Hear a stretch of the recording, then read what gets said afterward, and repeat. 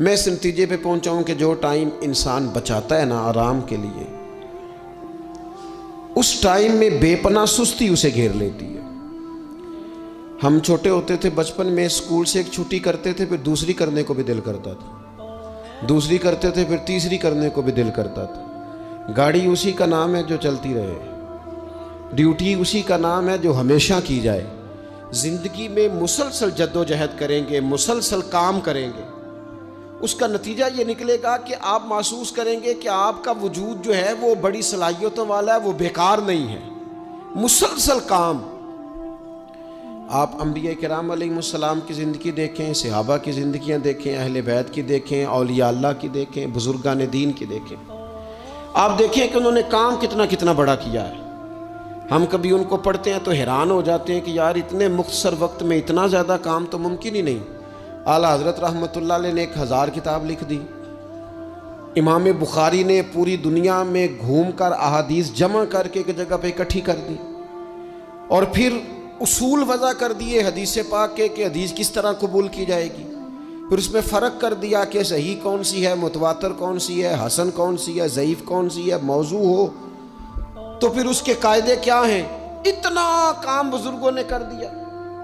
جد و جہد تھی زندگی میں، مسلسل ڈیوٹی کرتے تھے۔ جب مسلسل کام کرتے ہیں نا، نبی پاک صلی اللہ تعالیٰ علیہ وسلم نے فرمایا جو آدمی محنت کرے، کوشش کرے اور شام کو تھک کے سو جائے، اللہ اس کے پچھلے گناہوں کو معاف فرما دے گا۔ تو چلتے رہیں، جد و جہد کریں، ہمت کریں، کوشش کریں۔ کبھی کبھی یوں ہوتا ہے کہ انسان سمجھتا ہے کہ میں نے کوشش تو کی تھی، لیکن یار یہ میرے کوشش کرنے سے کوئی نتیجہ نہیں نکلا۔ عارف رومی رحمۃ اللہ علیہ فرماتے ہیں کہ ایک شہر ایسا تھا جس میں ایک بیماری بار بار حملہ کرتی تھی، تو 3-4 پہاڑیاں ایک دوسرے کے اوپر تھیں، اکٹھے پہاڑ بنے ہوئے تھے، اس کے اوپر وہ جڑی بوٹی تھی جس سے اس بیماری کا علاج ہوتا تھا۔ تو کئی حکیموں نے بتایا کہ اگر وہ جڑی بوٹی حاصل کر لی جائے تو تمہارے شہر کے لوگ صحت یاب ہو سکتے ہیں، پر وہ 4 پہاڑیاں اوپر نیچے، اور پھر ڈھلان بڑی سیدھی تھی، جو پیر رکھتا پھسل جاتا، کوئی جرت ہی نہ کرتا اوپر جانے کی، لیکن لوگ بیمار تھے، تکلیف میں تھے۔ بالآخر ایک شخص نے ارادہ کیا کہ کب تک لوگوں کو بیماری سے سسکتے، تڑپتے، مرتے دیکھتا رہوں گا۔ اس نے کلاڑا اٹھایا، ہتھوڑا اٹھایا، پہاڑ کاٹنا شروع کیا کہ میں سیڑھیاں بناؤں گا اوپر جانے کے لیے۔ فرماتے ہیں کہ وہ پہاڑ کاٹ رہا تھا تو جو قریب آتے تھے نا، وہ اسے کہتے تھے پاگل ہو گیا تو وہ اکیلا بندہ کیسے پہاڑ کاٹے گا، بیوقوف ہے، چھوڑ دے۔ اس نے کہا یار تم ساتھ نہیں چل سکتے تو حوصلہ شکنی تو نہ کرو، مجھے کچھ کرنے تو دو۔ سالوں لگ گئے، ایک پہاڑ کاٹ کے سیڑھیاں بنائی اس نے، پھر دوسرا پہاڑ شروع کیا، پھر سالوں لگ گئے، اور 2 پہاڑ کاٹے تھے، بڑھاپا آ گیا، بیمار ہو گیا، موت کا وقت آ گیا۔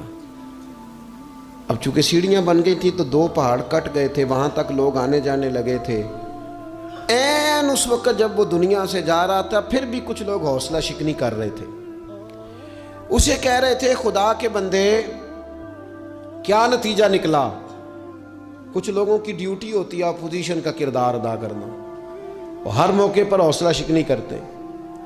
اب اس پر آخری وقت آ گیا ہے، باوجود اس کے کچھ لوگوں نے جا کے کہا کیا نتیجہ نکلا جی، تیرے اوپر موت کا وقت آ گیا ہے، تو اوپر تک تو جا نہیں سکا، فائدہ کیا ہوا؟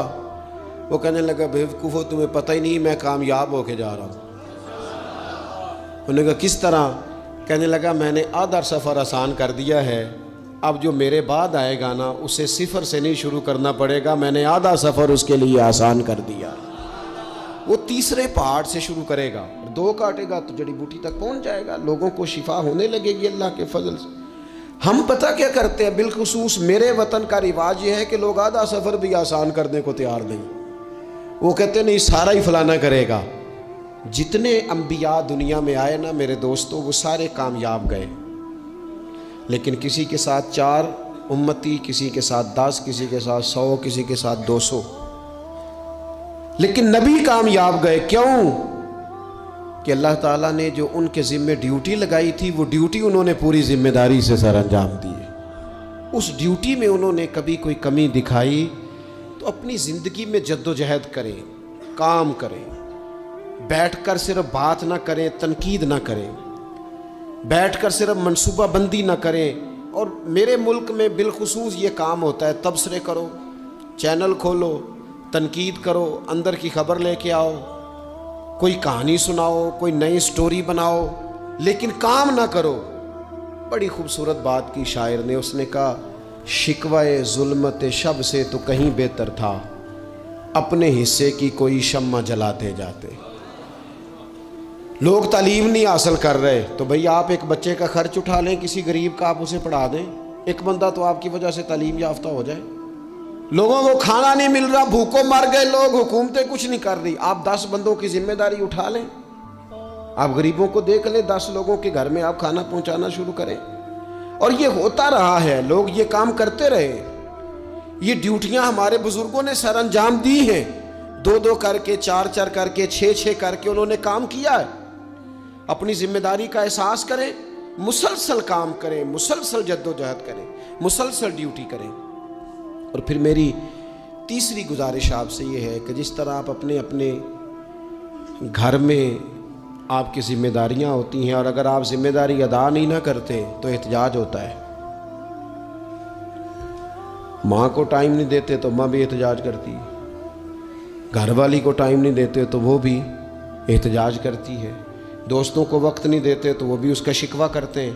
تو آپ کے ذمے جتنی بھی ذمہ داریاں ہیں، آپ پڑھاتے ہیں، کلاس میں وقت پہ نہیں آتے تو اس کا اظہار کیا جاتا ہے۔